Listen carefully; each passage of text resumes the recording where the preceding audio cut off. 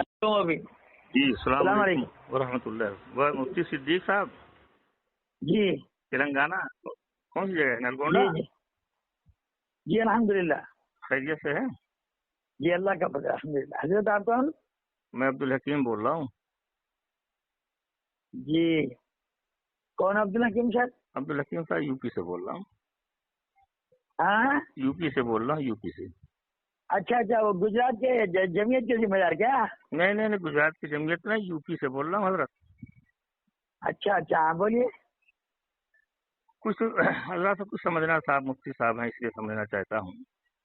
اب ہمارے پاس کچھ لوگ آئے تھے اور یہ کہہ رہے تھے کہ مولانا سعد صاحب کے اوپر دیوبند نے کچھ. ارے حضرت وہ نہیں بول سکتا، میرے اسباق کا وقت ہے یہ. اس سے پہلے بھی یوسف صاحب نے بات کی جب بھی ایک سبق چلے گیا، اور اب بالکل چھٹی کا وقت ہے. میں نہیں بات کر سکتا. ابھی تو آپ بڑی لمبی بات کر رہے تھے فون پہ. تو میں کیا کروں؟ وہ پوچھتے چلے جا رہے ہیں، بولتے چلے جا رہے تو میں کیا کروں بھائی؟ ذرا سے بتائیے. نہیں آپ رکھ دیجیے، میرا سبق جا رہا ہے. مجھے سبق پڑھانا ہے. کل بھی سبق نہیں ہوا. کب سبق آپ کا خالی ہوگا اس وقت فون کروں؟ دیکھیے مجھے آپ کوئی سمجھانے کی ضرورت نہیں. میرے پاس پورے وہ کتابیں ہیں، اور ہم لوگ ہی وہ لوگ ہیں جو سب سے پہلے سعد صاحب کے خلاف بیان دے چکے ہیں. مزید زیادہ ان کے پیچھے پڑھ کے ان کو ٹانگا کھینچنا میں تو یہ مشکل ہے. نہیں سنیے میری بات. دارالعلوم نلگنڈے میں جو ہے کوئی ایسا فتویٰ ان کے نہ موافقت میں گیا نہ مخالفت میں. البتہ یہ سن لیجئے، ہمارے نلگنڈے کی طرف سے مولانا احسان الدین صاحب نے ہی باقاعدہ طور پر ان کے خلاف مجلس اجماع کی طرف سے بیان دے دیا ہے. بس ختم. مسجد ہم لوگ بیچ میں نہیں جاتے. وہ یہی بولے کہ ہم جو ہے شورا کے ساتھ ہیں، اور ہم جو ہے مولانا سعد صاحب کے طریقہ کار کو ناپسند کرتے ہیں. وہ جب تک اکابر کے پاس رجوع نہیں ہوں گے، خاص کر مفتی سعید صاحب محتمین صاحب کے پاس، اور اپنی باتوں سے رجوع نہیں کریں گے، ہم لوگ ان کو غلط آدمی سمجھتے ہیں، گمراہ سمجھتے ہیں، یہ غلط طریقہ کار ڈال رہے ہیں، اور اس کی وجہ سے پوری جماعت بگڑ رہی ہے. سب بیانات دے چکے ہیں. مزید مجھے ہم کو کچھ بولنا نہیں ہے. چھوڑ دیجیے، وقت مجھے بالکل جا رہا ہے. آپ ان کے بیان سے سہمت ہیں؟ جی جو بیان انہوں نے دیا ہے مفتی احسان صاحب نے، ان کے بیان کو صحیح مانتے ہیں؟ جی ہاں جی ہاں بالکل مانتے ہیں. کیوں نہیں مانتے؟ تب ٹھیک ہے. جب ان کا بیان ہے کہ ان کا. ارے بھائی ہمارے ناظم صاحب ہیں، وہ میرے ناظم ہے، میرے چچا ہے، میں مدرسے میں رہتا ہوں، اور ہم سب کا یہی موقف ہے. اور ہم نے 10 مرتبہ یہ بات کہی ہے، ایک مرتبہ بھی نہیں. البتہ یہی کہ بھائی جو طریقہ کار مولانا سعد صاحب اختیار کر رہے ہیں ہمیں سمجھ میں نہیں آ رہا ہے. یہ اکابر سے بالکل ٹکرانے کا مزاج بالکل غلط ہے. 10 مرتبہ بول دیے ہم لوگ. ختم. بات بہت اچھی بات. ٹھیک. سلام. 3, 2, 1. بسم اللہ الرحمن الرحیم. آج صبح کے اولین ساعتوں میں 26 سپٹمبر بروز ہفتہ بروز اتوار 26 سپٹمبر 2021 ایک صاحب نے، پہلے تو یوسف نامی ایک صاحب نے فون کیا تھا، اور انہوں نے کچھ جماعت کے بارے میں الٹے سیدھے سوالات کیے. ہم نے ان کو بتا دیا کہ بھائی یہ لپڑے اور یہ جھگڑے میں اور تنازع میں ہم پڑھتے نہیں، اور ہمیں کوئی مطلب نہیں ہے. آپ جس سے جو پوچھ لینا پوچھ لیجیے، ہم سے کچھ مت پوچھیے. بلکہ اس کے بعد انہوں نے تھوڑی دیر جو ہے بات رکھی، لیکن پھر جھک جھک کرنے لگے. تو ہم نے صاف کہہ دیا کہ بھائی دیکھیے، ہمارا اسلام تو ہے، ہمارا مذہب تو ہے اسلام، اور ہم مقلد حنفی، مذہباً جو ہے مسلمان، اور مسلکاً حنفی، مشرباً چشتی. بس ہمیں اپنے کام سے مطلب ہے، اور جو کام نہج نبوی پہ ہو رہا ہے، تبلیغی کام، جماعت کا کام، ہم تو اس کو اپنی جگہ صحیح سمجھتے ہیں. جو حضرات اس سلسلے میں کچھ بات کرنا چاہیں وہ کسی اور سے بات کر لیں، ہم سے کوئی بات نہ کرے.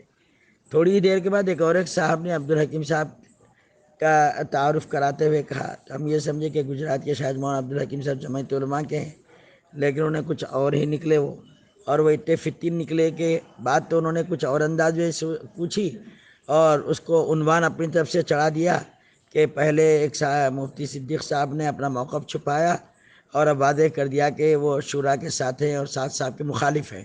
لا حول ولا قوت الا باللہ. یہ مسئلہ نہ تو ہمارے کوئی ذہن میں ہے، ہم تو اکابر ہیں، دونوں بھی اکابر ہیں، اس کو ہم اکابر مانتے ہیں. نہ اس سلسلے میں کبھی ہم نے کوئی بیان دیا، نہ اپنا کوئی موقف بتایا. ہم تو نہج نبوی کے مطابق جو کام ہمارے علاقے میں حضرت مولانا سعد صاحب کے زیر نگرانی اور یہاں کے علاقے کے اعتبار سے جو کام جیسا چل رہا ہے، ہم خود اس کام کے ذمہ داروں میں ہیں، اور یہاں کے اہم ترین ذمہ داروں میں ہے، اور شورا میں ہے. اور یہاں کی یعنی نلگنڈے کی جو 11 افراد کی جو مولانا سعد صاحب کی طرف سے یہاں کے ضلع کے اعتبار سے جو کمیٹی ہے اس کا ایک ذمہ دار میں بھی ہوں، اس کا شورا کا ایک رکن ہوں میں. لیکن شورا کا یہ مطلب نہیں کہ مجلس شورا کا وہ جو شورا کا جو دوسری طرف سے چل رہی ہے مجھ سے اس کا کوئی تعلق نہیں ہے. ہم نے صاف موقف میں کہہ دیا کہ بھئی یہ لپڑے دھپڑے اور یہ متنازع میں ہم کو پڑھنا نہیں ہے، ہم پڑھتے بھی نہیں اور ہمیں کوئی مطلب بھی نہیں ہے. لیکن انہوں نے پہلے ادھر سے کچھ کہا ادھر سے کچھ کہا، تو بعد میں ہم نے کہا کہ بھئی دیکھیں نہیں گمراہ ہے فلاں ہے. بولے ہم یہ سب نہیں معلوم، جس وقت جو بات ہو گئی تھی ہو گئی. اور سب اکابر نے جو ہم نے یہ کہا بھئی سبھی علماء نے کہا تھا کہ مولانا سعد صاحب رجوع کریں، بعد میں معلوم یہ ہوا کہ وہ رجوع بھی کرے، ان کا رجوع نامہ بھی آ گیا، رجوع نامہ آ گیا، توبہ ہو گئی، سب ہو گیا. غیر ضروری ایک مسئلے کو جو ہے غلط فہمی کا سبب بنا تھا اس کو پھر اچھالنا اور اس کی وجہ سے پھر امت میں تنازع پیدا کرنا یا کسی شخصیت کو نشانہ بنانا یا اس میں موقف فلاں کا یہ ہے فلاں کا یہ ہے. اس میں کیا موقف ہے؟ کیا یہ حنفیت کا موقف ہے یا اسلام کے سچے اور جھوٹے ہونے کا موقف ہے یا کسی اور چیز کا؟ ہمیں کچھ سمجھ میں نہیں آ رہا. اور یہ غیر ضروری جو ہے لوگوں کے درمیان میں انتشار پھیلانے والی کیفیت ہے.